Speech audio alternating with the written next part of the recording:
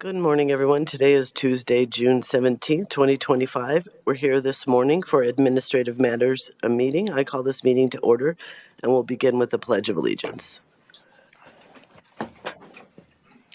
I pledge allegiance to the flag of the United States of America and to the republic for which it stands, one nation, under God, indivisible, with liberty and justice for all.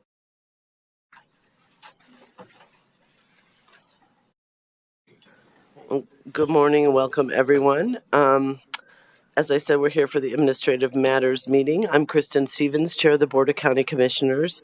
With me are my fellow commissioners, Commissioner Jody Shattuck McNally and Commissioner John Kafalis. From the clerk's office, we have Lindsay Jones. We have our county manager, Lorinda Volker, with us, Tom Clayton from Public Affairs, and Sarah Martin from the commissioner's office. So welcome, everyone. We'll begin, as we always do, with public comment. Just a reminder for folks, we have people signed up. We have other people who may want to give public comment, and that's fine. I'll open it up after we talk with the people that are signed up. As a reminder, as you can see on the screen, you'll have 3 minutes to speak, and we'll ask you to introduce yourself when you come up. So our first person for public comment is Cindy Buckhart.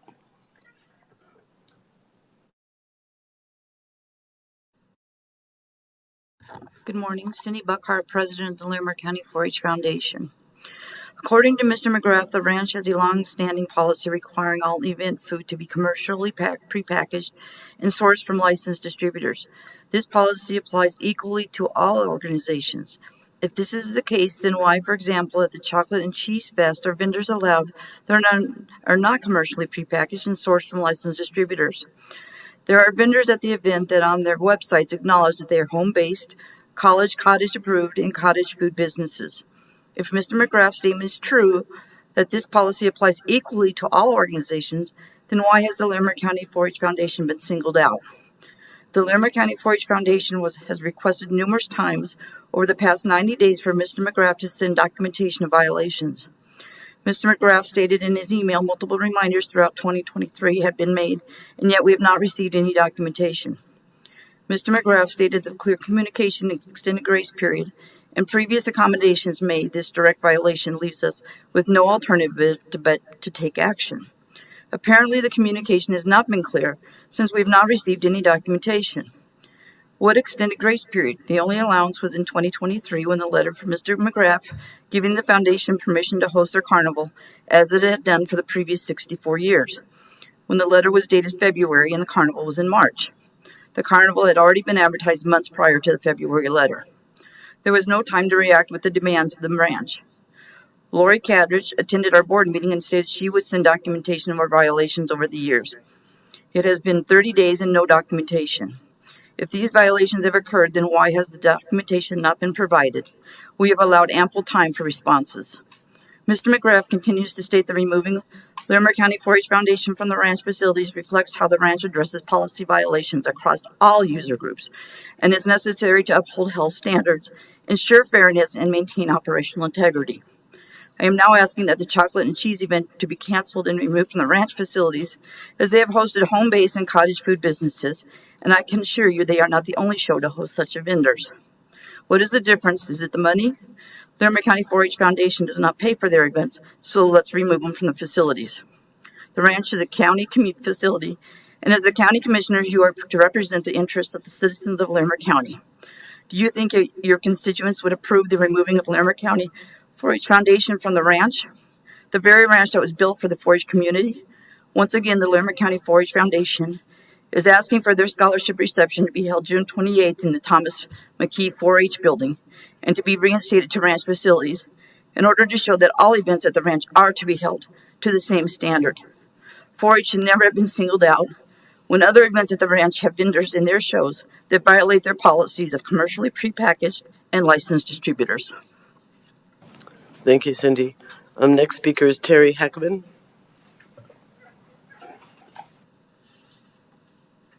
Good morning. My name is Terry Heckman. I am a resident in Larimer County, and I'm here to represent Lakeshore Gardens subdivision. Our reason to be here today is for road maintenance. We have subsequently we turned in paperwork to you folks as far as the documentation that we had, and so we're here to talk to you about our road maintenance on our roads at Lakeshore Gardens.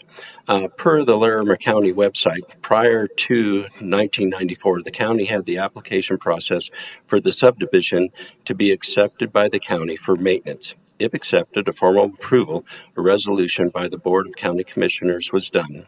Beginning in 1994, the county stopped accepting new subdivision maintenances. In 1977, Lakeshore Garden Subdivision submitted its request to Larimer County Road Maintenance. Larimer County accepted the subdivision road maintenance on December 6, 1977, of which I have a copy of that document for you to hand to you. This agreement was adopted by the Board of Commissioners, defined maintenance as follows. The county shall maintain said roads to a standard to which the roads now exist. Said maintenance shall consist of the maintenance and snow removal.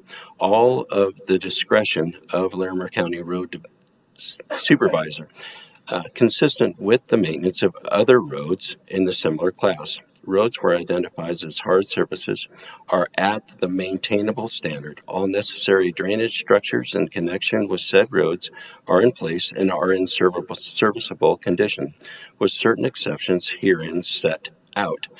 And said the roads have sufficient right-of-ways to meet the county standards. The only exception set out in the document states that when the deterioration of the concrete drain pans at Date Court and Engelman Place and at Holly Court at Engelman Place require replacement, it will be the expense of the subdivision association and not the county's expense.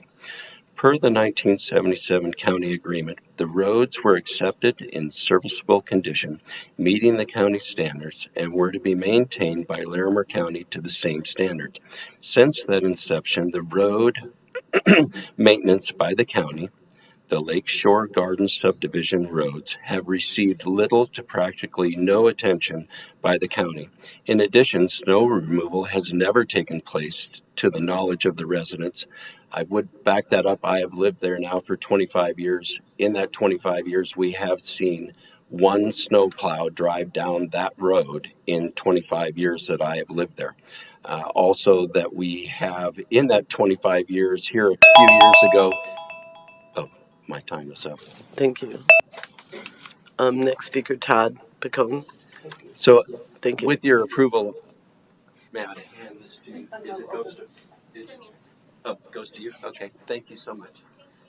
So, part of that also is Yeah, that we can't. did- Your time is up, but we'll let you. Maybe we have staff in the room, and maybe that's probably the best way to proceed is for you to talk to some of the staff that are in the room about this. Good morning. Good morning. Commissioners. Todd Picone. Good morning, Manager Volker. I come here today as a citizen, so I'm also on, spend time on the public side, of my career. But, we understand the complexities of government finance, what that takes in running a government entity. The challenge with this, as Terry just started to talk about, was we've started this process with staff 3 to 4 years ago. And really where we're at is we need the county to step up. I mean, it's easy for staff to come and defend the actions.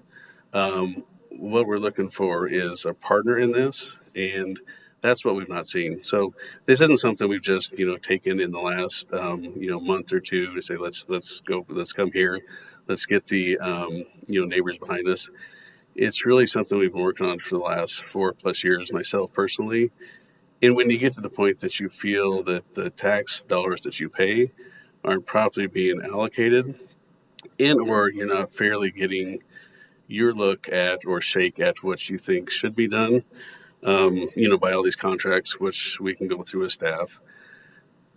Really, the piece we need is just the county to step up and help. Like I said, I understand public finance, the challenges with that. To me, that's secondary. There's always a way to do what's right for the people that are paying taxes. And when you look back the last 25 years when the roads hasn't been maintained, We've had a neighbor now trip and fall, be hospitalized. There's a mobility specialist that did a safety review of the road, which we have here.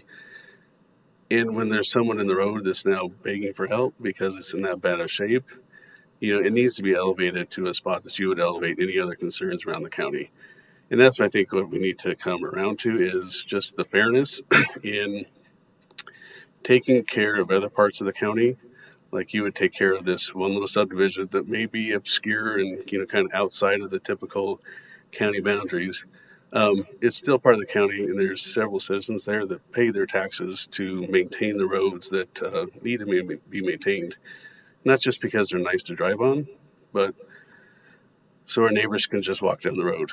It kind of comes down to that personal touch of we shouldn't have to be concerned with our neighbors going down the road, tripping, ambulances coming to help them. This individual has a visual impairment, and they literally cannot walk their neighborhood. We understand the standards, between county and city and all those pieces.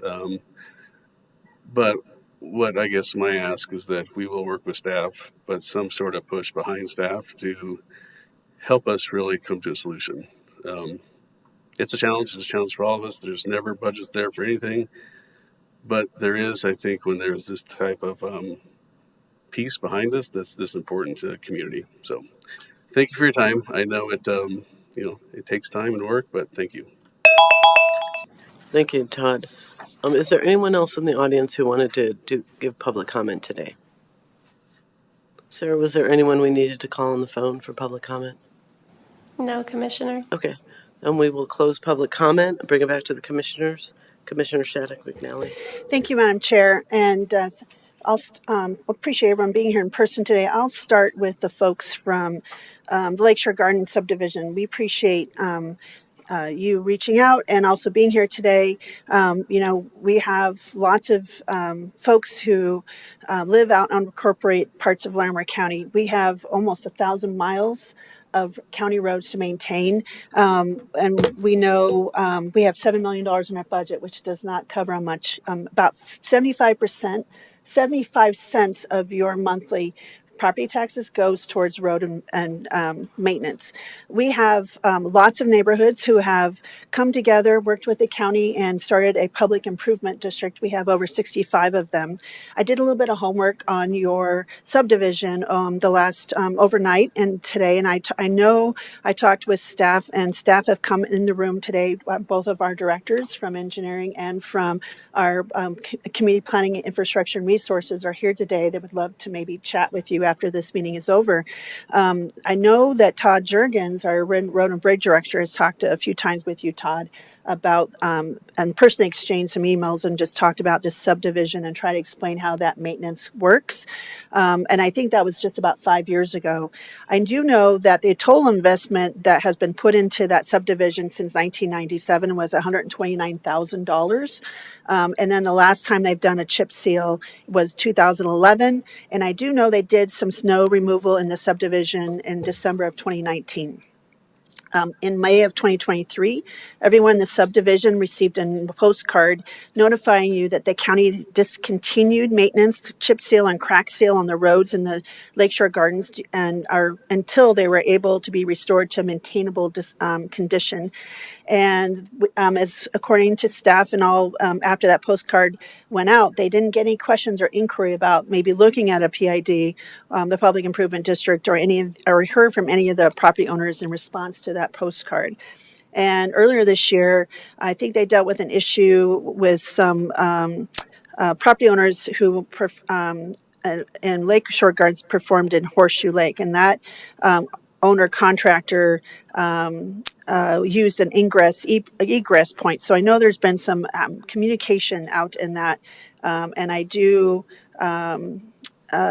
see that there was some kind of petition regarding that incident.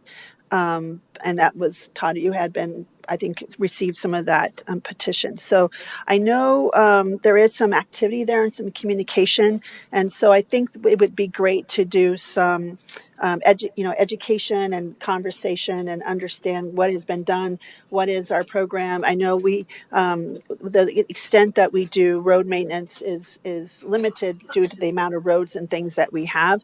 I do know that that program changed before we came, and how they do maintenance for roads in Larimer County. Our growth has been astronomical. As you know, we're trying to educate the public right now about where their taxes go and how much we do received through the property tax to do towards road and maintenance. So I'm hoping that maybe today, after public comment, staff are more than happy to speak with you out in the hallway, help you understand probably steps forward, and maybe set up a meeting. And I hope that you'll take care of that. If you wanted to take care of that today, they can maybe speak with you today to get you some more answers. So I wanted to just let you know I looked into your concerns and wanted to say there is kind of a long history there, and I know we have some of these that.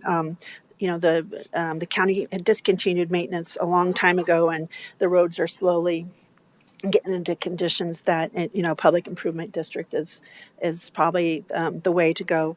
So I hope that you'll take that opportunity today to speak to Director Ellison and Director Mark Peterson, our engineering director. So, and then I'll just really quick, Madam Chair, and I want to go back and thank you all for being here today and contacting. It's great that we can engage with you and help listen to your concerns, and appreciate the long-term history, and I look forward to seeing how we can work with you and partner and help you with your neighborhood and safety concerns. And then when it comes to Ms. Burkhart, I do want to just share with the public that there has been communication, there has been notification of violations, there has been communication with Extension, and I do believe that Extension did schedule another location for the scholarship program, and I'm hoping that that goes forward. And I want to just again congratulate all the 4-H winners for their scholarships. And that's all I have, Madam Chair. Thank you. Thank you, Commissioner. Commissioner Gonzalez, anything else you'd like to add? There's not much regarding the folks from the Lakeshore Garden subdivision. Thank you for being here, of course. There's not really anything I can add to what has just been stated, other than I think the solution to the issues at hand lies in working closely with our engineering folks. And I'm sure there have been conversations about the process for forming a public improvement district, which ultimately, if the neighbors agree, that's certainly a path forward. So I agree with the chair and with Commissioner Shattuck McNally that it would be wise to speak with our folks and see what can be worked out. Regarding Cindy, frankly, I marvel at your persistence and your due diligence, and you get a lot of credit for that. I guess I would ask that somehow we focus on the location that has been identified by the Colorado State University Extension Office. There is a location for the June 28th 4-H Foundation Scholarship Award evening, and I'm hoping we can get that settled so that those of us who have been invited to participate, commissioners, we can join you in celebrating those young people. Thank you. Thank you, Commissioner. The only thing that I will add is that I know Mr. Picone talked about a fairness issue, and I just wanted to address the fact that this is how we deal with all the subdivisions. So there, when there's substantial reconstruction of a road that needs to happen, that we ask folks to form a public improvement district. So that is not different than anything we do with any other subdivision. So again, encourage you to talk to staff. They're kind of sitting behind you, and hope we can come to some resolution there. So with that, I think we'll move on from public comment. We have approval of the minutes. I'll ask Commissioner Gonzalez to make that motion. Yes, indeed. Thank you, Madam Chair. And once again, welcome and good morning to everyone. I move to approve the minutes for the week of June 9th, 2025. Thank you. There's a motion on the table. Any further discussion on this item? Seeing none, all in favor say aye. Aye. Aye. That motion passes 3-0. And we will move on to the upcoming schedule review. This is the Commissioner's schedule for June 23rd through the 27th, 2025. On Monday, June 23rd, from 11 a.m. to 12 p.m., there will be a work session for an update on early childhood services and funding in the Commissioner's conference room on the second floor. From 1:30 p.m. to 2:30 p.m., there will be a work session with Leslie Ellis, Director of Community Planning, Infrastructure, and Resources in the Commissioner's conference room on the second floor. From 3 p.m. to 6 p.m., there will be land use items with the Development Review Team. It's a hybrid meeting. In person, it will be in the hearing room on the first floor or virtually via Zoom. On Tuesday, June 24th, from 9 a.m. to 12 p.m., there will be an Administrative Matters meeting in the hearing room on the first floor. From 10 a.m. to 11 a.m., Commissioners may participate in the virtual Colorado Human Services Directors Association 2025 Legislative Session Recap meeting. From 7 p.m. to 8 p.m., Commissioner Shattuck McNally may attend the Neighbor to Neighbor Appreciation Party at Odell Brewing at 800 East Lincoln Avenue in Fort Collins. On Wednesday, June 25th, from 7 a.m. to 8 a.m., Commissioners Kafalis and Shattuck McNally may attend the North Fort Collins Business Association meeting at the Rocky Mountain Innisphere at 320 East Vine Drive in Fort Collins. From 10 a.m. to 11 a.m., there will be a liquor license hearing for Regen Fitness Club, doing business as Regen Fitness Club, in the Commissioner's Conference Room on the second floor. From 12 p.m. to 1 p.m., there will be a Commissioner's Casual Conversation in the Commissioner's Conference Room on the second floor. From 1:30 p.m. to 3 p.m., there will be a work session with Mark Pfaffinger, Support Services Director, regarding internal services in the Commissioner's Conference Room on the second floor. From 4 p.m. to 6 p.m., Commissioner Shattuck McNally may attend the Fort Collins Area Chamber of Commerce State of Business event at the Beer Garden at Anheuser-Busch at 2351 Bush Drive in Fort Collins. From 6 p.m. to 8 p.m., Commissioner Shattuck McNally may attend the Equity, Diversity, and Inclusion Advisory Board meeting. It's a hybrid meeting. In person, it will be at the Carter Lake Conference Room on the first floor or virtually via Zoom. From 6:30 p.m. to 7:30 p.m., Commissioner Stevens may attend the Fair Board meeting. It's a hybrid meeting. In person, it will be at the Thomas M. McKee 4-H Youth and Community Building or virtually via Zoom. On Thursday, June 26th, from 10 a.m. to 11:30 a.m., Commissioner Shattuck McNally may participate in the virtual Larimer County Youth Mental Health Task Force meeting. From 1 p.m. to 4 p.m., Commissioner Shattuck McNally may participate in the virtual Northern Colorado Fireshed Collaborative meeting.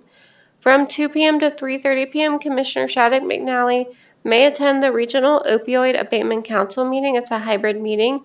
In person, it will be at 2260 West Trilby Road or virtually via Zoom. From 3 p.m. to 4:30 p.m., Commissioner Stevens may participate in the virtual non-attainment area air pollution mitigation enterprise meeting. From 4:30 p.m. to 8:30 p.m., Commissioner Stevens may attend the Fort Collins Urban Renewal Authority Board meeting. It's a hybrid meeting. In person, it will be at 300 LaPorte Avenue in Fort Collins or virtually via Zoom.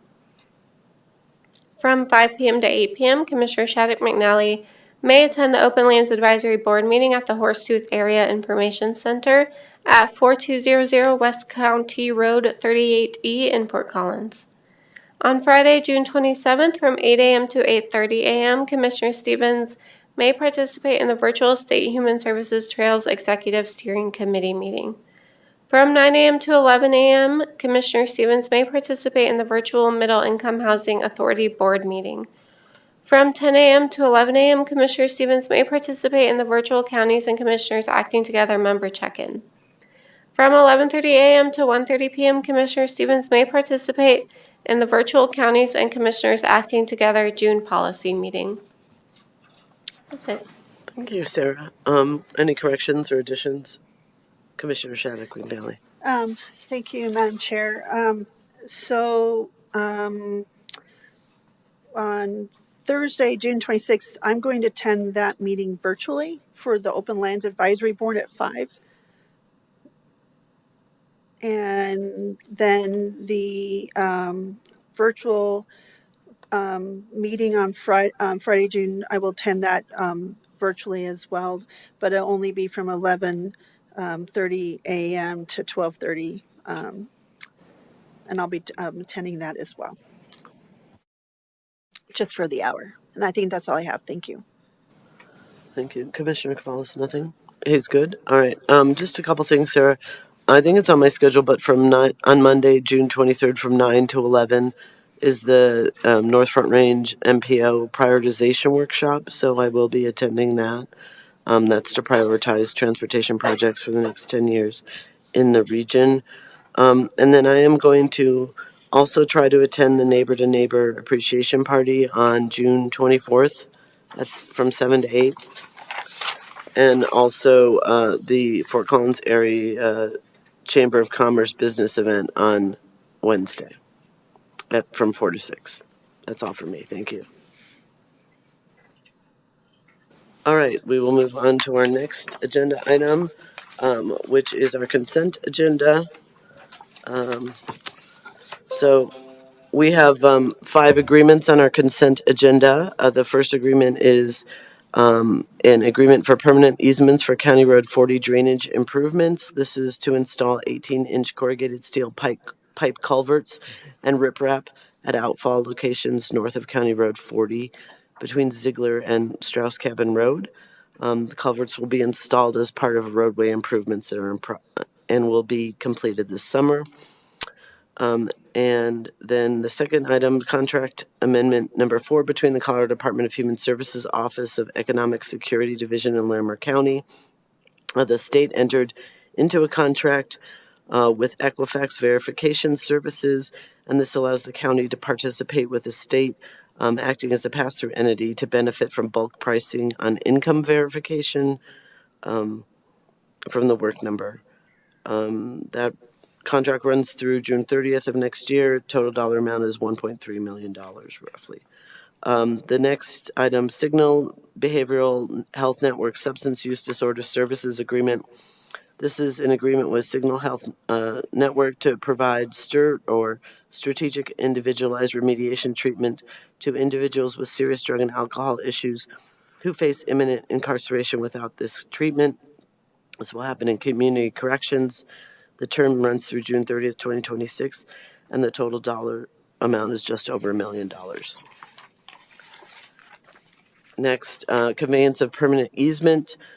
This is an easement for road improvements for County Road 45E over Dale Creek. The next agreement is the State of Colorado Department of Human Services contract between the Colorado Department of Human Services Office on Aging, Adult and Disability Services Division of Aging, and Adult Protective Services and Larimer County Office on Aging. Funds are provided through the Older Americans Act and Older Coloradans Act for the area agencies on aging to provide services for older adults within each designed planning and service area, including transportation, in-home services, legal assistance, congregate meals, home-delivered meals, disease prevention, and health promotion. This allows this ensures for maximum independence for some of our older adults and dignity for them as well. And this contract runs through June 30th, 2026, and is approximately $2.5 million. We have 4 appointments to boards and commissions. First, recommended midterm appointment to the Fair Board for Tiffany Bending and Ulf Borg. They will have a term that will end November 30th, 2027. We have 2 recommended appointments to the Flood Review Board, Christopher Thornton and John Hunt. They will have terms that run through June 30th, 2028. A reappointment to the Office on Aging Advisory Council for Colleen Meyer with a term that will end on June 30th, 2028. And an appointment to the Office on Aging Council for Deborah Waldo, Craig Linebaugh, Jody Driscoll, Judy Deckley, and they will have terms that end June 30th, 2028. 1 liquor license renewal for Blam LLC, or otherwise known as the Thirsty Moose, and that is a hotel and restaurant with optional premises license. 3 miscellaneous items. Harmony Lodging Group LLC stipulation is the tax year 2023 value.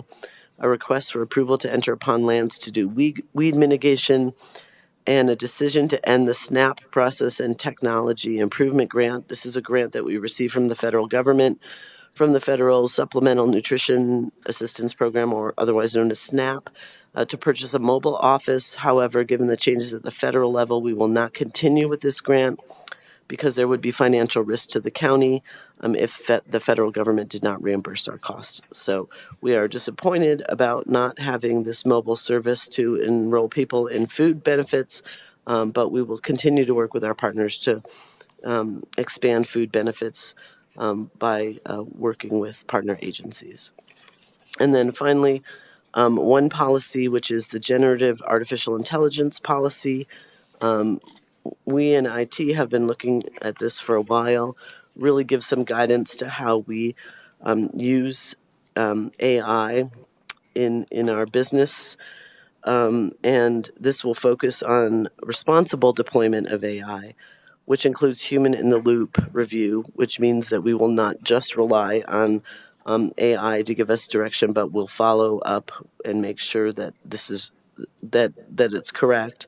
We'll also provide for data protection. The policy is grounded in national standards and best practices developed by the Gov AI Coalition. It's been reviewed by our Equity, Diversity, and Inclusion Board and underwent an initial policy review, which included gathering feedback from the Policy Review Committee and the county attorney. It's been presented before us in a work session. So we will continue to work with IT to make sure this policy works for everybody in the county and all our residents. So it is a living document, but it is a good tool. AI is a tool that we can use appropriately and responsibly to make sure we deliver better services to our residents. So, and that is what the policy states. So I believe that is everything. It's kind of a shorter consent agenda. Would either commissioner want to remove anything from the consent agenda? All right, Commissioner Shattuck McNally, I'll ask you to make a motion on this item. Madam Chair, I move to approve the consent agenda for June 17th, 2025. Thank you. There's a motion on the table. Any further discussion on any of these items? Seeing none, all in favor say aye. Aye. Aye. That motion passes, and we have approved our consent agenda. I don't believe we have any guests. Madam Chair, I just wanted to give you all a heads up that I will be bringing a guest either next week or the week after regarding a water movie that is up for an Emmy Award and so a nomination. So I wanted to just give you a heads up that I will be having, we're confirming whether it's next week or the week after that, but I did want to let you know I have a guest to come that I've invited that I'd love to share with you all and celebrate. Thank you. Thank you, Commissioner. So no guest today, but a surprise guest in the next couple of weeks, it sounds like. So we'll move on to our discussion items, and our first discussion item is to update the Board of County Commissioners and community members about upcoming recording fee changes. And so we have Tina Harris, our Larimer County Clerk and Recorder, with us. Welcome, Tina. We'll have you come up and tell us a little bit about this item. Good morning. Thank you. I always appreciate being here with you guys in the morning. So one of we have a lot going on in our office. One of them is the recording. In recording is the simplified flat fee structure, and that's in accordance with House Bill 22-1269, which is the modification of recording fees. The Larimer County Our office will implement a simplified flat fee, and it's going to be across the state. Fee schedule on Tuesday, July 1st, 2025. This change will be the first update to recording fees since 2017, and it aligns with the statewide initiative to simplify the recording fees. So instead of calculating fees based on number of pages, a flat fee will apply per document. So the new fee structure the total fee per document will be $43. That is $40 for the recording fee, and then $3 for the electronic recording technology board fee. And it's a surcharge. This change applies only to recording fees. All other processes or service related fees will remain in effect. And so there are some exceptions to the flat fee. These include death certificates and Uniform Commercial Code or UCC filings. So for death certificates, there will now be a $1 surcharge fee for recording. The fees for filing UCCs will remain the same. To prepare for this transition, now there will be a little preparation that we'll have to do. And so to prepare for this transition to the new fee structure, recording offices across Colorado will stop recording documents at 2:30 or stop accepting documents to be recorded at 2:30 on June 30th to prepare for that transition. So that we're ready to go on July 1st. We will continue to be open for all other services. We just won't be accepting documents to record after 2:30. Many of our counterparts across the state, particularly those smaller counties, are encountering challenges with that transition. So we just want to make sure that they have the opportunity and we're all consistent in what we're doing across the state. And, I always hesitate for us to stop a service, but this is something that we want to, we need to support our other counties in. So notices will be up on our website. That's larimer.gov/recording. And that office, it's not an office closure, but that stopping of the recording fees will also be available to the public. That information will be out there on the website for everybody to see, and they can always call our office and ask questions if they have them. A couple of other things. In the next few months, I will be back to talk about ranked voting. We are currently coordinating with the City of Fort Collins, or the City of Fort Collins is coordinating with us. And part of our responsibilities is to engage with the public and make sure that they are well informed about the new voting process. It is not my position as clerk to promote or oppose any sort of voting method, but it is my responsibility to make sure that everybody is prepared for what they're going to see on their ballot in November. And Commissioner Stevens, I think you and I are in the same boat. So that's all I have today. Also, some fun stuff, which I couldn't, unfortunately. She had other obligations. The Colorado County Clerks Association has a scholarship every year, and we had a member of Larimer County, a high school member, win a scholarship from Berthoud High School. She is so dedicated and committed to her responsibilities and her job that she was not able to be here today. But anyway, I just wanted to let you know we did have a winner in Larimer County for Colorado County Clerks Association scholarship. So that's something we're very excited about. She's an amazing young girl, and I wish her the very best. I don't want to provide any other information because I didn't get her approval outside of that. But that's all I have today. Do you have any questions for me? Wonderful. Thank you, Tina. Any questions? Commissioner Cavalos. Thank you. Thank you, County Clerk Harris. Tina, appreciate the update. Very helpful. A couple of questions, if I may. One is, I think you mentioned in your presentation, and if I'm wrong, please correct me, reference to the bill, and I believe you said how HB 22, and I think it's HB 24 this year. Oh, yeah, HB 24, I'm sorry. No need to be, of course. I just wanted to clarify that if I heard correctly. My second question is, can you speak to I looked at the website, your website, and apparently there's a document fee calculator. Did you speak to that? Could you say a little bit about that? The document fee calculator, that will need to be updated. Okay.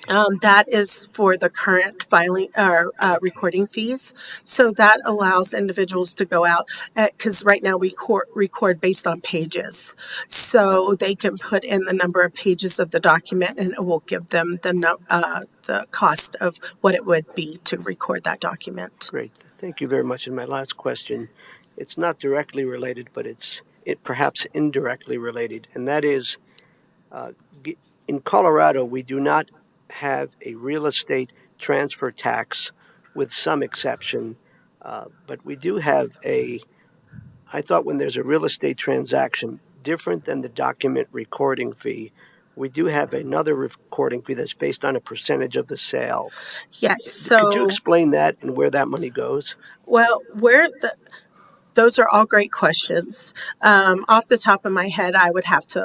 Okay. I want to verify some of that information, but right now, what we do have is the state documentary fees will still apply, and on to all conveyance documents. So those fees are 1 penny per $100. So when you buy a house, you're going to pay, and it's a conveyance. It's going to be 1 penny per $100. Thank you very much. That's right. Documentary fees and And document recording fees. yes, They're two different, they're related, but they're different. they're a little different. Yes. Thank you very much. Thanks. Correct. Thanks, Madam Chair. Thank you, Commissioner. Commissioner Shattuck McFarland, any comments or questions? Yeah, thanks, Madam Chair.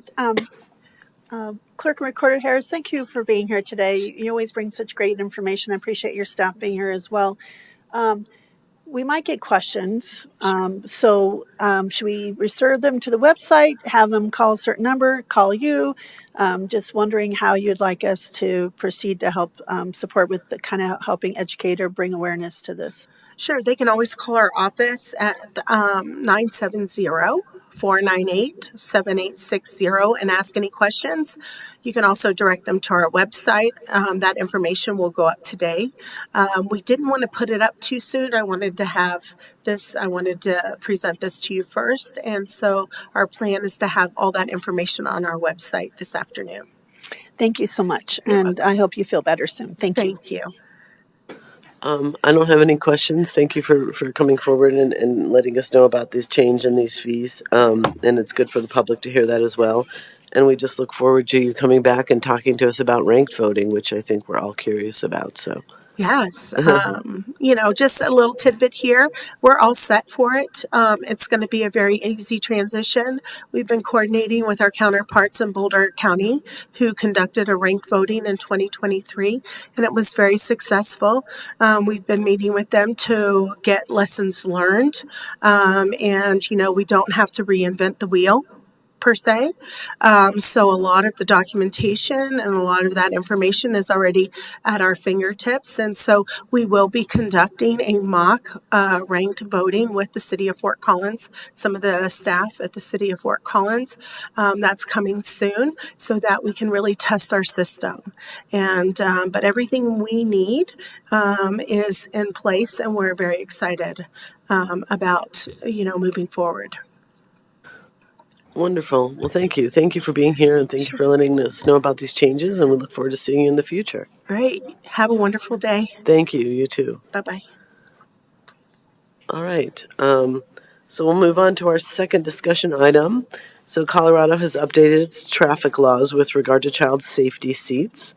The proposed action brings Larimer County's traffic code in line with best practices and the state law. And it looks like we have some heavy hitters with us today. Are you Sergeant Samuel Roth? Yes, ma'am. Okay. Well, welcome, Sergeant. And I think that it looks like Frank Haug is here to fill in any other details, but please go ahead and let us know about these changes. Yes, thank you for your time today. So we're asking to update our county model traffic code to come in line with the Colorado state law in regards to child passenger safety. At the beginning of the year, the state changed the car revised statute dealing with that section, and it kind of altered the ages that require booster seats and different car seats facing certain directions. So we're asking for this update because when our deputies come in contact with these violations on the side of the road, it puts us that our model traffic code is a little bit less restrictive than what Colorado state law is. And so all the messaging that the state has done around this issue, our law is different than that. So we want to make sure we're updating it to stay along with best practices. And so when we come to these violations, we're issuing under our model traffic code and not our state law violation. Wonderful. So are we going to hear those changes then, or how's that going to work? It's a very long recording because the recording is quite long. So it's okay. It's a little the statute we basically replaced our model traffic code with what's in state law. And so I apologize when I did the recording. It's about 12 minutes long. So. That's okay. We understand. They're often long. Commissioner Cavalis, did you have a question? Yes, please. Please go ahead. Before we listen to the wonderful recordings of the first reading, and that is, Sergeant, can you tell us what are the updated standards for booster seats? Is it? I think in the old days it was based on 40 pounds or size of the child and which direction and all of that. Could you speak to that a tiny bit, please? Yes, sir. So it's required if the child is under 2 years of age and under 40 pounds, they must go in the back seat in a rear-facing car seat, and they can stay rear-facing if the car seat allows. When it comes to booster seats, it's required for kids 4 to 9 years of age and at least 40 pounds that must go in the back seat available and can continue past age 9 if needed. And then for the ages under 2 years old but under 40 pounds, or 2 to 4 years old and over 20 pounds, that's a forward-facing car seat, and that must go in the back seat if available and can continue past age 4 if the car seat allows. And then for kids 9 to 18 years old, they're required to wear seat belts and must be fit properly in the back seat. Thank you kindly, sir. Thank you. Thank you. That's helpful. We'll probably hear all that also in the 12-minute recording. So this is first reading on this, and then we'll be voting on it in a future meeting. Is that correct? But right now we have to make sure that the public is aware of these changes, and this is required by statute that we have this recording. Thank you. Don't apologize for 12 minutes. That's fine. This is kind of the way things go. So who has the recording? Sarah? So any other questions before we get going on that recording? No. Well, thank you so much, Sergeant, for being here, and we will hear you on tape, apparently. Thank you. Thanks. Amending the ordinance concerning traffic. Ordinance number 02172 015-001 of Larimer County. Be it ordained by the Board of County Commissioners of the County of Larimer, State of Colorado. Whereas the Board of County Commissioners of the County of Larimer, State of Colorado, pursuant to Colorado statute, is vested with the authority of administering the affairs of Larimer County, Colorado. And whereas the Board of County Commissioners on February 17, 2015, adopted Larimer County Ordinance number 0217-2015-001 for the regulation of traffic. And whereas the Larimer County Ordinance 0217-2015-001 is in need of revision and clarification with regard to procedures, terms, and requirements therein. Now therefore be it ordained by the Board of County Commissioners for the County of Larimer, State of Colorado, that the ordinance for the regulation of traffic, ordinance number 0217-2015-001, be and hereby is amended, read as follows. Ordinance 0217-2015-001, be it ordained by the Board of County Commissioners of Larimer County, Colorado.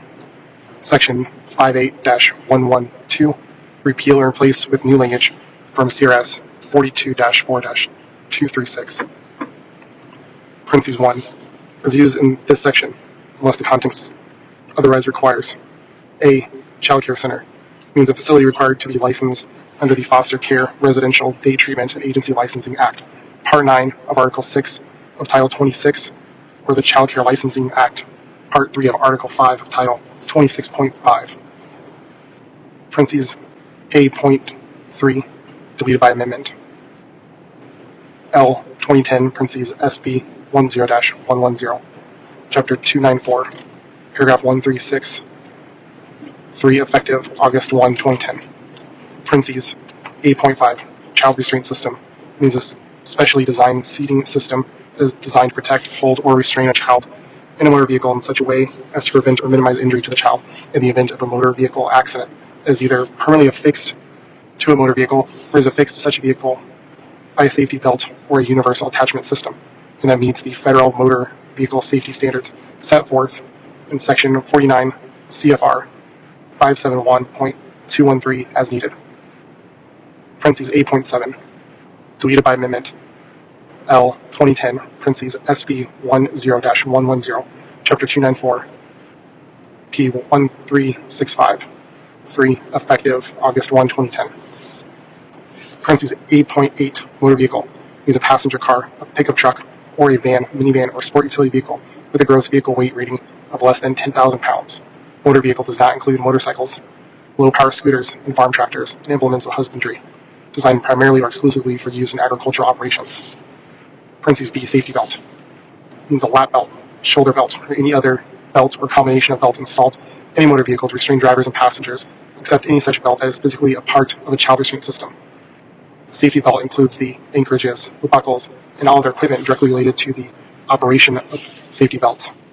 Proper use of a safety belt means the shoulder belt, if present, crosses the shoulder and chest, and the lap belt crosses the hips touching the thighs. Parentheses C, seating position, means any motor vehicle interior space intended by the motor vehicle manufacturer to provide seating accommodation while the vehicle is in motion. Parentheses 2, parentheses A, parentheses 1, unless exempted pursuant to subsection 3 of this section, and except as otherwise provided in subsections parentheses 2A, 2, parentheses 2A3, and parentheses 2A4. In this section, every child who is under 9 years of age and who is being transported in the state in a motor vehicle or in a vehicle operated by a child care center shall be properly restrained in the child restraint system according to the manufacturer's instructions. Parentheses 2. If the child is less than 2 years of age, the child shall be properly restrained in a rear seat of the vehicle. If a rear seat is available, and parentheses A, in a rear-facing child restraint system if the child weighs under 40 pounds, or parentheses B, in a rear-facing or forward-facing child restraint system if the child weighs 40 pounds or more. Parentheses 3. If the child is 2 years of age or older, less than 4 years of age, and weighs at least 20 pounds, the child shall be properly restrained. Parentheses A, in a rear-facing or forward-facing child restraint system, and parentheses B, in the rear seat of a vehicle, if a rear seat is available. Parentheses 4. If the child is 4 years of age or older, but less than 9 years of age, and weighs at least 40 pounds, the child shall be properly restrained. Parentheses A, in a child restraint system or booster seat, and parentheses B, in the rear seat of a vehicle, if a rear seat is available. Parentheses B, unless accepted pursuant to subsection 3 of this section, every child who is at least 9 years of age but less than 18 years of age, who is being transported in this state in a motor vehicle or in a vehicle operated by a child care center shall be properly restrained in a safety belt or child restraint system according to the manufacturer's instructions. Parentheses C, if a parent is in the motor vehicle, it is responsibility of the parent to ensure that his or her child or children are provided with and that they properly use a child restraint system or safety belt system. If a parent is not in the motor vehicle, it is the responsibility of the driver transporting a child or children subject to the requirements of this section to ensure that such children are provided with and that they properly use a child restraint system or safety belt system. Parentheses 3. Except as provided in section 42-2-105.5, parentheses 4, subsection 2, this section does not apply to a child who, parentheses A, repealed, parentheses B, is less than 9 years of age and is being transported in a motor vehicle as a result of a medical or other life-threatening emergency and a child restraint system is not available. Parentheses C, is being transported in a commercial motor vehicle as defined in section 42-2-402. Parentheses 4A, that is operated by a child care center. Parentheses D, is the driver of a motor vehicle and is subject to the safety belt requirements provided in section 42-4-237. E, deleted by amendment L 2011, parentheses SB 11-227, chapter 295, P 1399, 1, effective June 7, 2011. Parentheses F, is being transported in a motor vehicle that is operated in the business of transporting persons for compensation or hire by or on behalf of a common carrier or contract carrier, as those terms are defined in section 40-10.1-101 CRS, or an operator of a luxury limousine service, as defined in section 40-10.1-301 CRS. Parentheses 4. The Division of Highway Safety shall use existing National Highway Traffic Safety Administration Occupant Protection Grant Funds to implement a program for public information and education concerning updates to child restraint systems, the use of child restraint systems, and the provisions of the section. Parentheses 5. No person shall use a safety belt or child restraint system, whichever is applicable under the provisions of this section, for children under 16 years of age in a motor vehicle unless it conforms to all applicable federal motor vehicle safety standards. Parentheses 6. Any violation of this section shall not constitute negligence per se or contributory negligence per se. Parentheses 7, parentheses A, except as otherwise provided in paragraph B of this subsection 7, any person violates any provision of this section commits a Class B traffic infraction. Parentheses B, a minor driver under 18 years of age who violates this section shall be punished in accordance with section 42-2-105.5, parentheses 5, parentheses B. 8. The fine may be waived if the defendant presents the court with satisfactory evidence of proof of acquisition, purchase, or rental of a child restraint system by the time of the court appearance.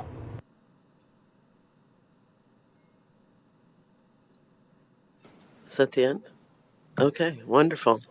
Well, we will look forward to seeing this on a future agenda when we'll be voting on it. Is this the only time that it has to be read in full? Okay.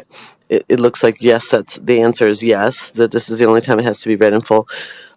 Just for folks who want to, because there's a lot there. For people, for parents that need to understand these rules when they're buying car seats and putting their kids in car seats, and for daycare centers and home daycare providers, where can they find some of those specifics? Do we know? We do. Thank you, Okay. Commissioner. So this is actually part of today's packet in full, the full written ordinance. If anyone is interested in reading that in full, go to larimer.gov, navigate to the Commissioners page. There's a meeting tile. Click that, and you'll find all the attachments for today's meeting. And this multi-page ordinance will be there if anyone is interested in reading more specifically. Thank you. All right. Well, like I said, we'll look forward to voting on that in the future, and it's definitely good for us to have our county rules to match the state, so people aren't confused as they move through the state with these rules. But obviously, to keep kids safer, really important for us to adopt these rules. So that is, I think that's all for that item. We'll move on to our next agenda item, which is our county manager update. Thank you, Commissioners. Last week was a busier week than I recalled as I was looking back at my calendar. I did have some meetings with our internal elected officials. I met with the sheriff on Friday. We had a really great meeting. I always enjoy working with him and coordinating with him. Right now, the budget is our focus, and how do we plan for what we need to do for reductions going forward. I also met with Johnstown Town Manager Matt LaSurf and Estes Park Town Manager Travis Michalik, great partners for our community. And Commissioner Shattuck McNally and I had the honor of being part of Mark Schaefer, the outgoing Thompson School District Superintendent's last meeting he had when we met with our liaison meeting with Berthoud, Loveland, Thompson School District in Larimer County. Those are great meetings, and it was great to send him off and wish him well. Internally, we have our Strategic Leadership Committee meeting once a month, and the focus this month was on the Fleet CAB, our Customer Advocacy Board, the services that the departments and offices receive from Fleet. Mark Pfaffinger, our Support Services Director and CIO, did a good job talking about the work that's being done to modernize some of their structures, to move things forward faster and receive feedback from the folks in the room, including elected offices. So I think that was a pretty constructive conversation, and we'll keep moving forward in that way. Now that we're in the new Fleet facility and have a more modern environment to operate within, now it's time to get the documentation up to the same level. And then for the department head meeting on Friday, we did a presentation. Actually, Portia Cook, the new communications staff member at the ranch, was able to present information about the ranch master plan to the county's leadership team. They are also residents of our community, and it's important that they hear the same things that we're talking about as they go out in the community. And Portia did a great job bringing them up to speed, answering questions about what comes next in the process. Lori Lopez, our finance director, was also in the room and was able to speak to some of the financing options that are available, none of which have been decided yet. So great to have those folks in the know. So that is my report for the week. Thank you, Lorinda. Any questions or comments for Lorinda? No, well, thanks for your work. Sounds like you were very busy last week, so we appreciate it. All right, we'll move on to Commissioner activity reports. Commissioner Shattuck McNally, you want to start? Yes, thank you, Madam Chair. I'll start back on June 10th, last Tuesday. I'm very excited and was grateful to be invited to join two advocacy groups as they did their Loveland Proclamation for Juneteenth. And there was a really powerful speech from Dr. Stevens, who has some experience and a professor, and he's a pretty powerful speaker. He told a story that was very moving. So I if you have a chance to go back and watch any of that, I would recommend it. Also, they had their Pride Proclamation, and then I talked with some of the groups afterwards and appreciate their advocacy and having me join them. It was a lot of fun. I have had breakfast with some of the fire chief, Sindelbeck, and others, and continue to learn about some of the efforts they're doing. They had a public meeting last week for extending the fire district boundaries for Loveland Fire Rescue Authority, which is really important. Some folks in areas, I don't have the exact boundaries, but like for Pinewood Springs and Storm Mountain, this would expand their coverage, and they would be part of that taxing district, and there would be some expansion of having them actually being covered in those areas. So important for public safety. Really wonderful and absolutely an interesting meeting from the Rural Action Caucus for the National Association of Counties. Really interesting data that they had from the University of Pennsylvania. And this was regarding some of the rural initiative and looking at workforce development in areas, rural areas, and the increased need. Let's see, it's a Northeast Regional Center for Rural Development, and it was established by an act of Congress in 1972, and they serve a 12-state region, including parts of Colorado, and some folks from CSU are involved with that. And it was really interesting to look at their latent innovation index from U.S. counties. Larimer County has a very good and high rating for that, which was great. And then also looking at some of the percent change in leisure and hospitality employment.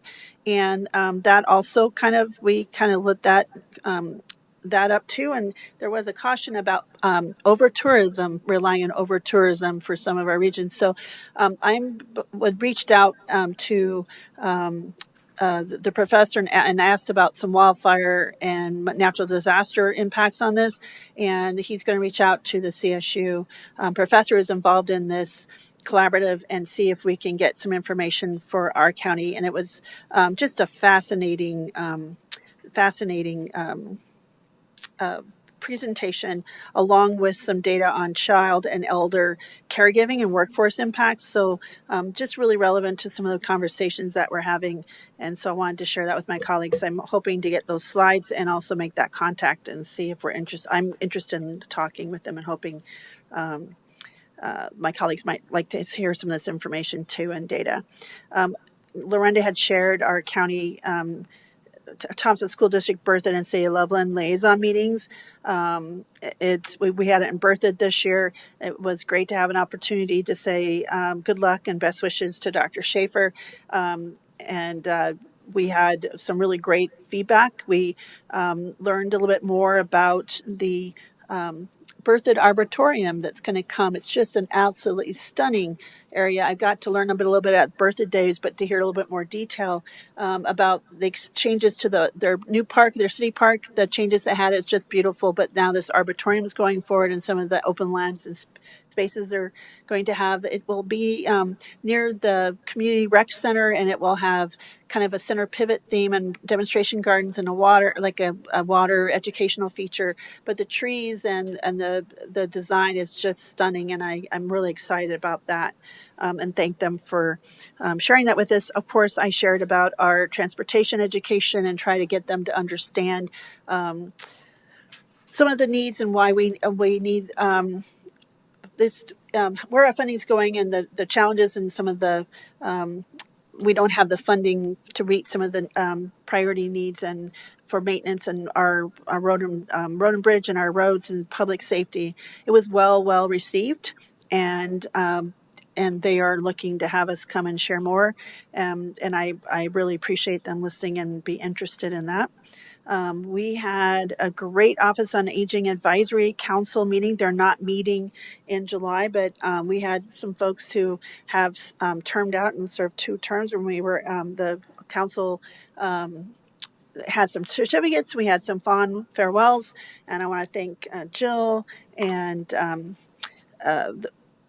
Joe and others for their longtime service. I'm sure they won't go far. I hope they don't, because they're really wonderful folks who do a lot of great work in the community. Of course, we all got to meet and talk with the new Kids Back director, Bradley Craddock, who's moved up here for Denver, and it was great to get to see and talk to her. She's in the front, and the Reporter Herald, I think it was on the front page, introducing her and some of the things that they do. So that was a lot of fun. Of course, 14th was a very, very busy day.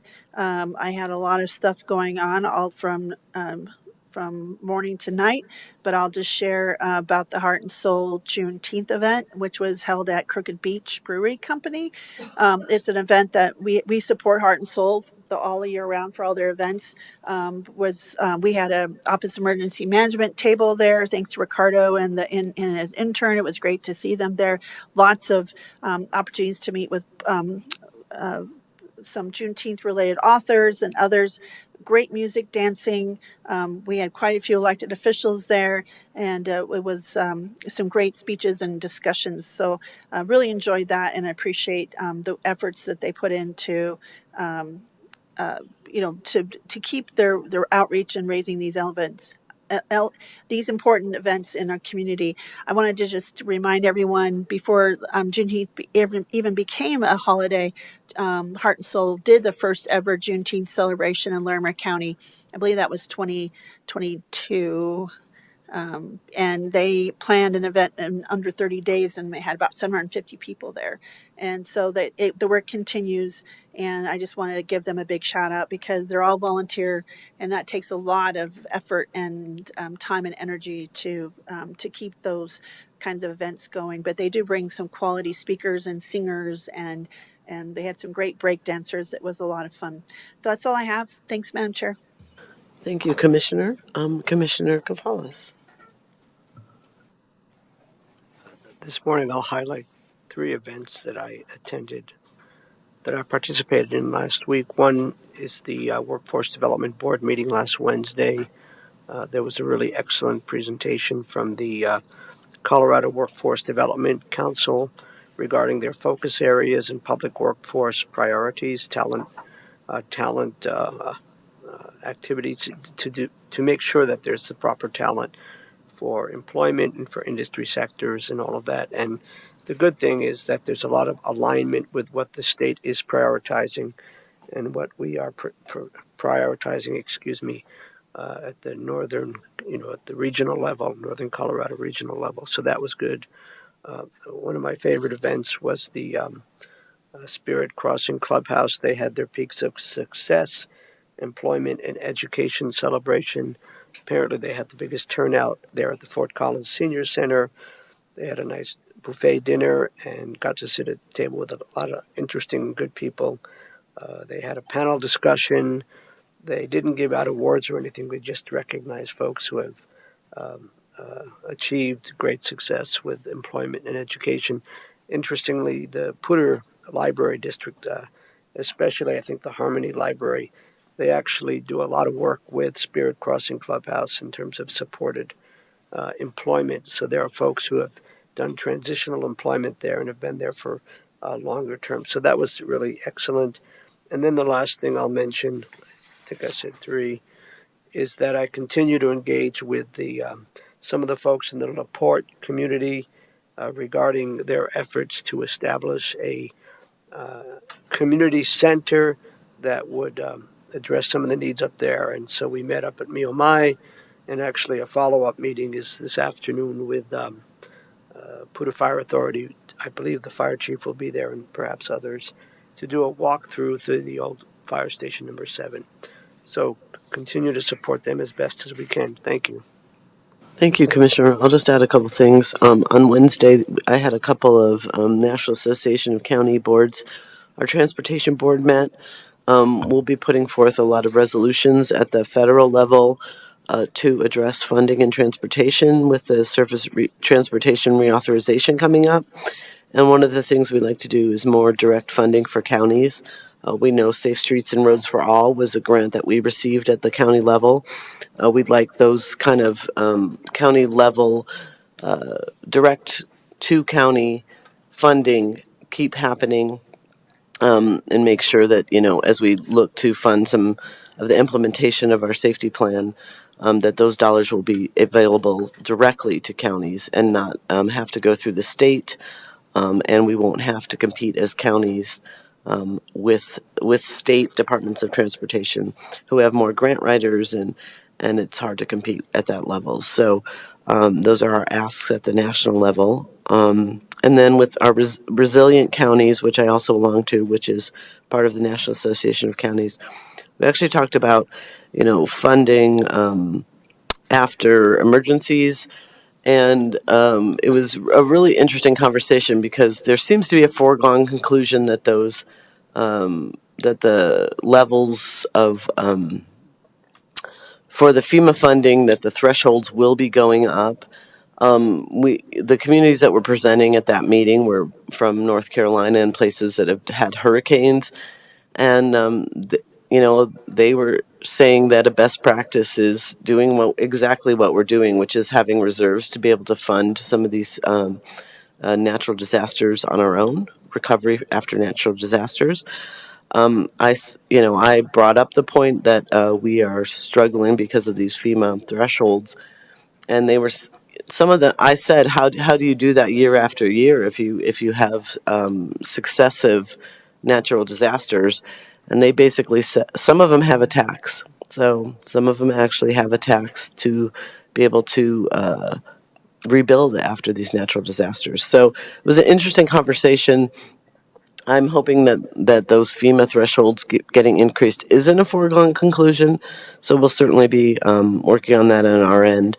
But the options that are out there for recovering after a disaster, if those thresholds go up, are something we'll have to discuss as a community. So anyway, that was interesting conversations. And as Commissioner Shattuck McNally said, it was great to meet with the new executive director of Kids PAC, and the Juneteenth celebration on Saturday at the brewery with Heart and Soul was a wonderful celebration. Commissioner Shattuck McNally spoke. And it was just really great that Heart and Soul really keeps these community celebrations going, really helps educate people on some of the struggles and some of the cultural contributions that different members have to our community. And so I also applaud Heart and Soul for their work, and we're glad to be a part of that work as they move forward. So that is all I have, and I believe that's everything on the agenda. We don't have any legal matters this morning, so we will adjourn at 10:12. Thank you, everyone. See you next week, Larimer County.